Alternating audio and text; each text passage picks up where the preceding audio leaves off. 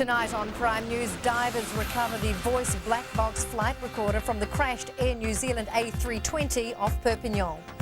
The aftermath of Mumbai's siege with the luxurious Taj Mahal Hotel gutted. And massive crowds enjoy Santa's Diamond Jubilee parade down Auckland's Queen Street. It's 5:30. This is Prime News on Sunday, the 30th of November. In sport, the All Blacks clean sweep the Grand Slam after destroying England. And a long day in the sun for the Black Caps as the Australians pile on the runs.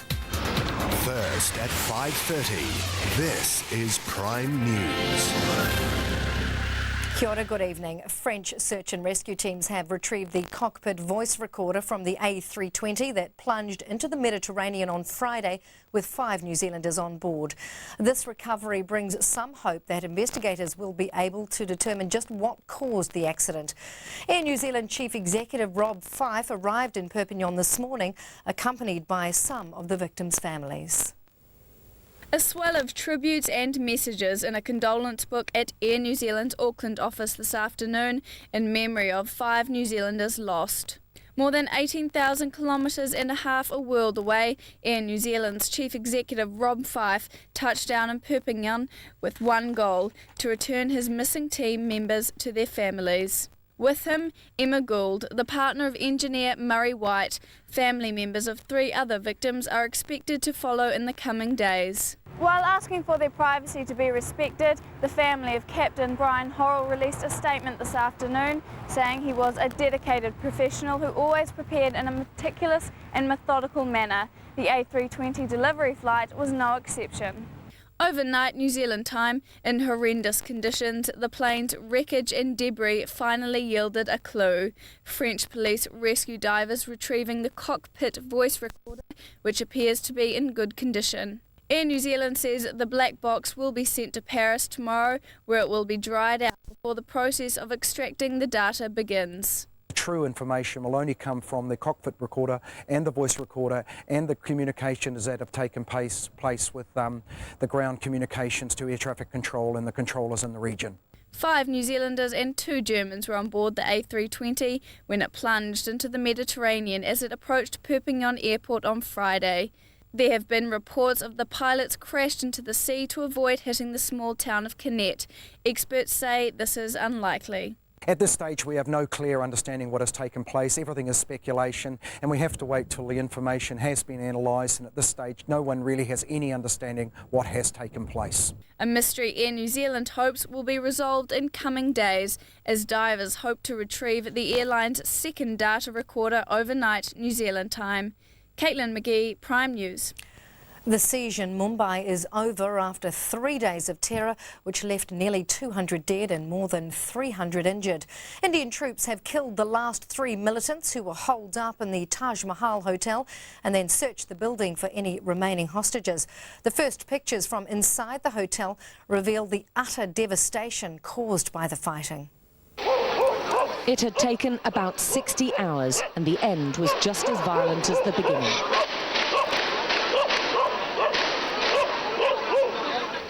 In the teeth of a gunfight, with fire raging in parts of the hotel, the final group of terrorists who'd been holding Mumbai to ransom was overpowered. The body falling from the window is believed to be one of the militants. It has come at a cost. Innocent lives lost, hostages executed, children left orphaned, and crack policemen killed in the line of duty.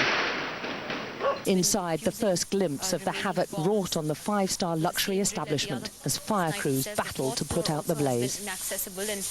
We're also hearing that the structures... The once opulent staircases and rooms charred and burned beyond recognition. They went from room to room checking for casualties, but also looking for booby traps and bombs which the militants may have left behind. The hotel is still not safe. There is live ammunition scattered everywhere.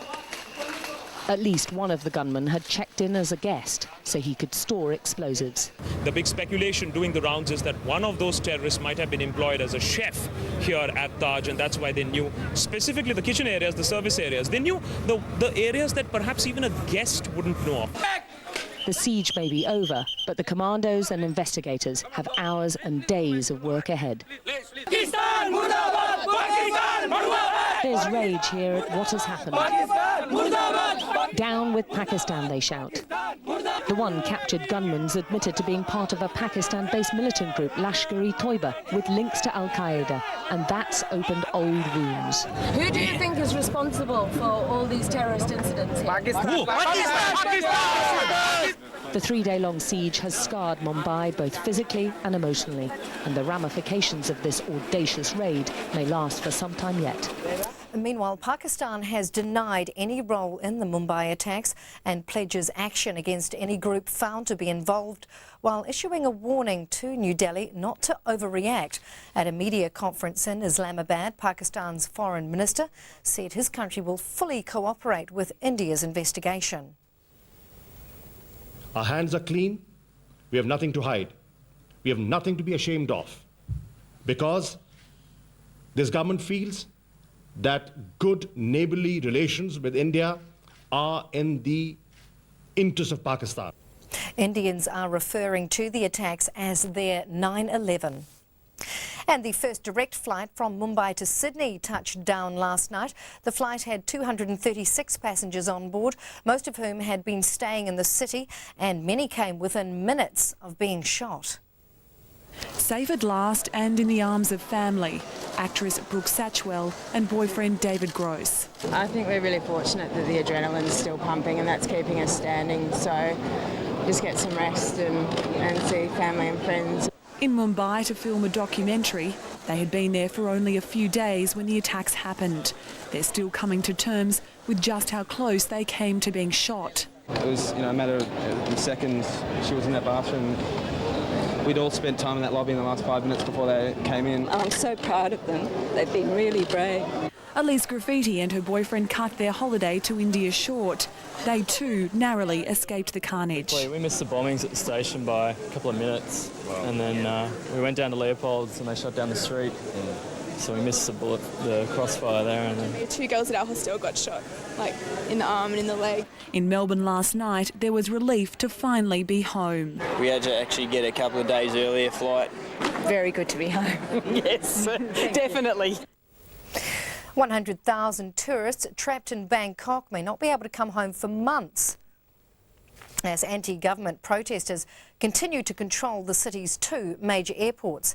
Tensions continue to escalate between police and demonstrators, with 46 protesters injured following a grenade attack near the Prime Minister's office in Bangkok. Riot police were forced to flee a checkpoint near the airport after they came under attack.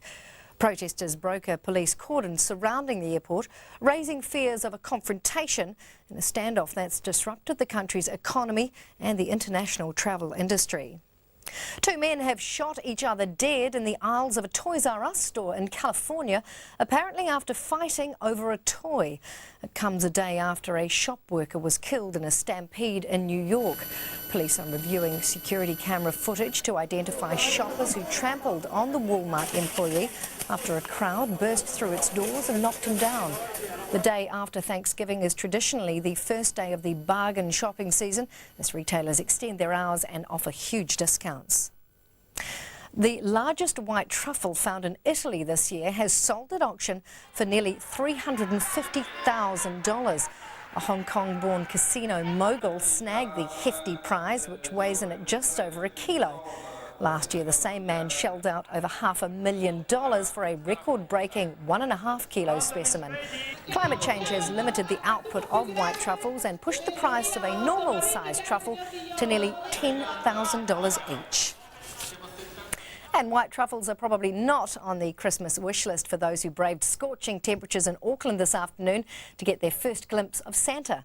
It's estimated nearly 250,000 people lined Queen Street for the annual Farmers Santa Parade, which this year celebrates its Jubilee year.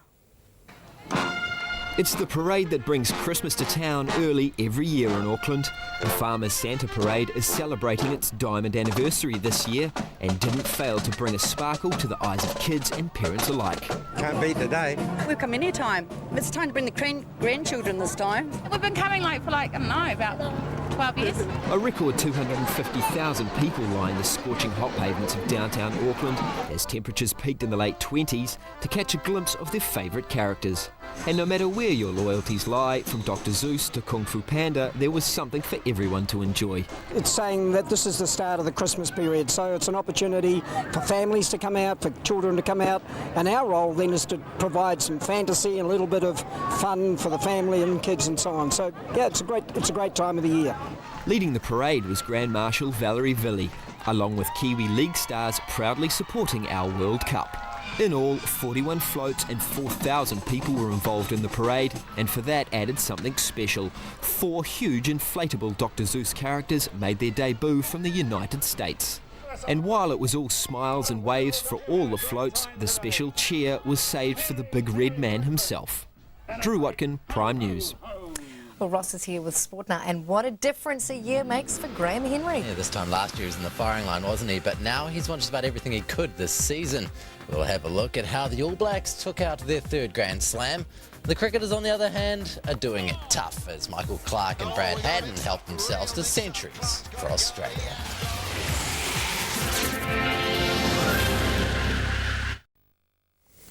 The All Blacks have completed their 3rd Grand Slam, and they've done it with another comprehensive win. After beating Scotland, Ireland and Wales over the last 3 weekends, only England stood in the way. In the end, the Red Rose offered little opposition.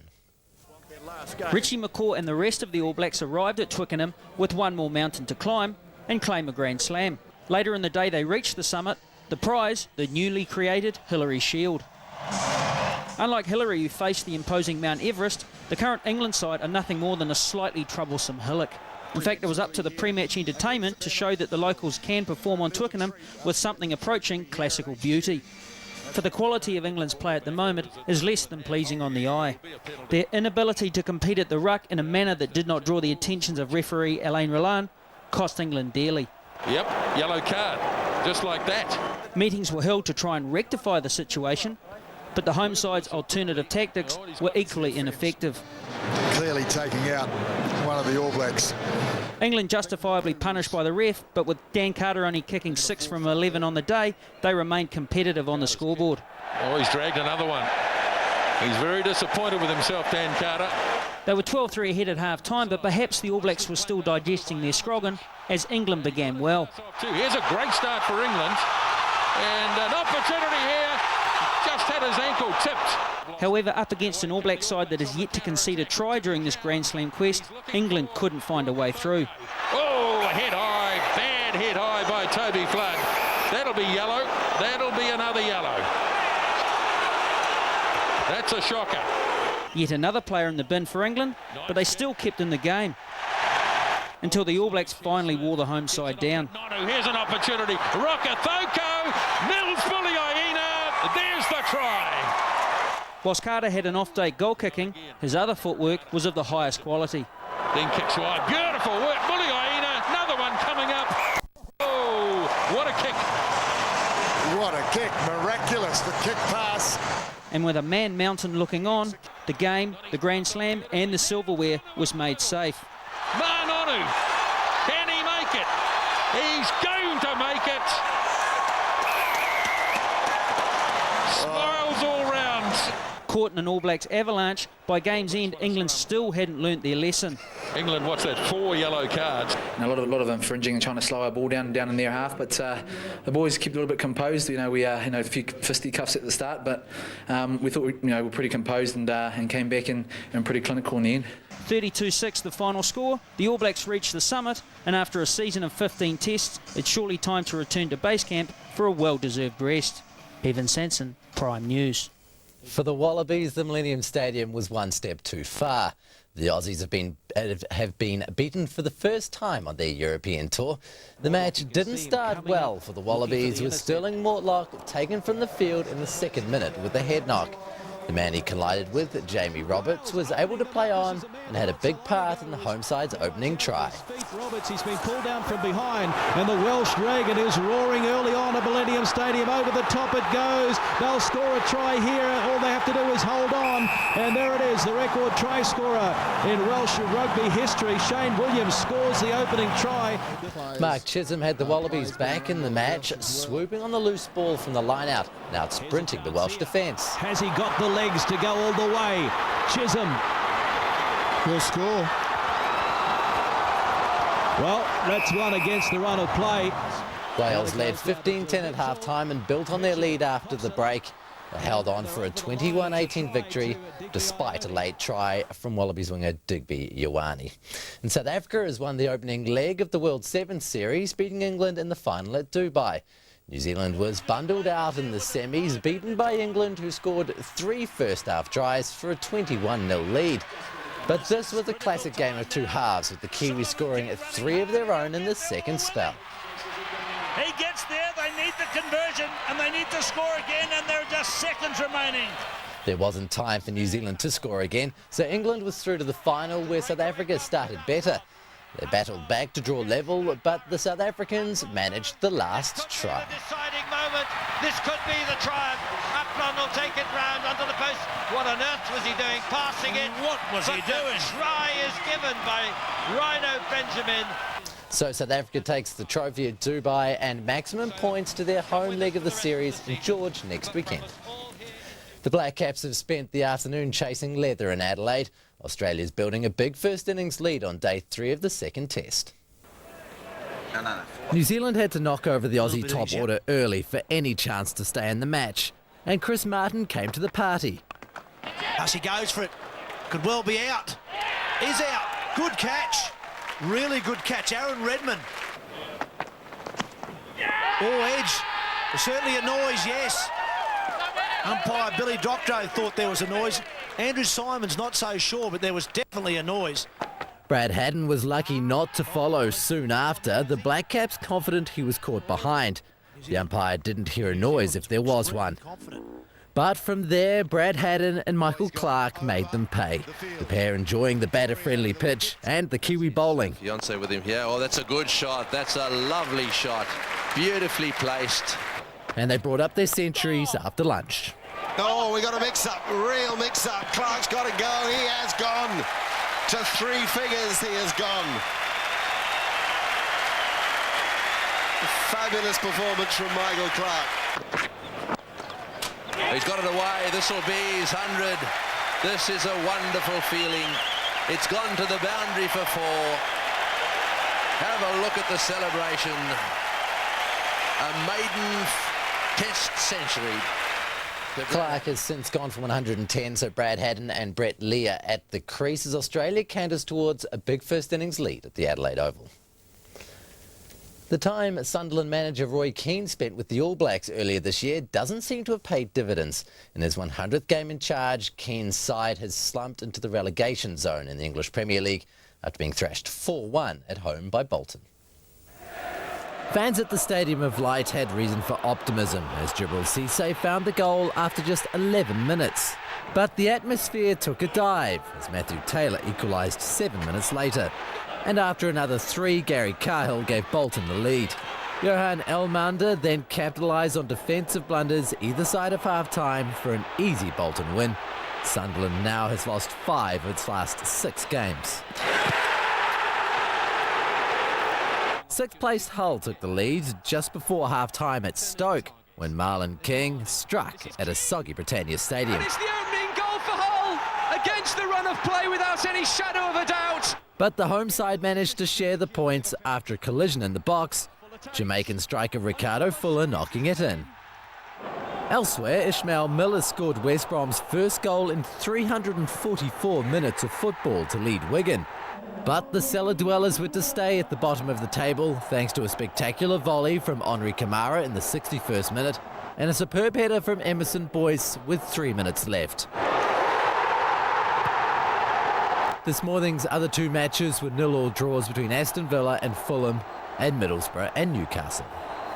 A 10th looks on the card at the Australian Masters Golf in Melbourne. Marcus Fraser has been the big mover on the final day. He shot 30 for his first 9. This approach setting up one of his birdies. And that's how it's done. Beauty there. Rod Pampling is duelling with Fraser for the lead. He too has been deadly accurate from the fairway. Just 74 metres up the hill into the breeze. Low ball flight, good contact. Look out, this one's going in close. Overnight leader Robert Allenby has had a mixed day, not helped by a 3-putted 5. Away just to release the tension.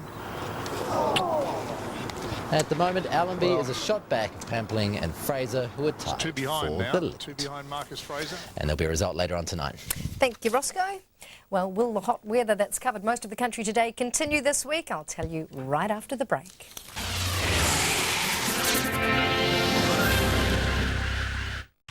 Prime weather brought to you by State. Help just happens. Tomorrow's forecast, no sunblock needed. Patchy rain and drizzle for most of the country. A weak ridge lies over the North Island with a moist northerly flow covering the South Island. A front is approaching the west coast and it's moving slowly onto the country tomorrow. Starting up top from Whangarei down to Auckland, showers. Rain developing in Hamilton and a wet day for Tauranga. It is pretty wet right through here to start off the working week, and the capital will get showers later in the day, but the rain clears away in Christchurch. One 4-letter word for the weather tomorrow in the deep south, rain. And to the Pacific Island destinations, mostly sunny. Just Rarotonga gets a blast of wind. Melbourne may get some showers. Looking ahead, Auckland brightening up to become mostly sunny through until Thursday. Wellington, cloudy Wednesday but staying dry throughout. Christchurch, you get a windy midweek with showers either side. And Dunedin, more rain for you on Tuesday. And it stays put for a few days. Recapping tonight's top stories on Prime News. Divers recover the voice recorder from the crashed Air New Zealand aircraft. The search for bodies continues and victims' families arrive in Perpignan. Mumbai's 3-day siege is finally over with one of the militants' battlegrounds, the Taj Mahal Hotel, virtually destroyed. And massive crowds lined Auckland's Queen Street celebrating 75 years of the Farmers' Santa Parade. As we start the countdown to a hopefully hot, sunny Christmas Day, shoppers in the city of Graz in Austria were treated to a nativity scene that suits their climate. This one is made entirely of ice, 46 tons of it. For the past 11 years, an Austrian ice carver has created this giant sculpture out of hundreds of blocks of ice. And that is Prime News for this Sunday, the 30th of November. I'm Susie Clarkson from Roscoe and I. Thanks for watching. Have a great night.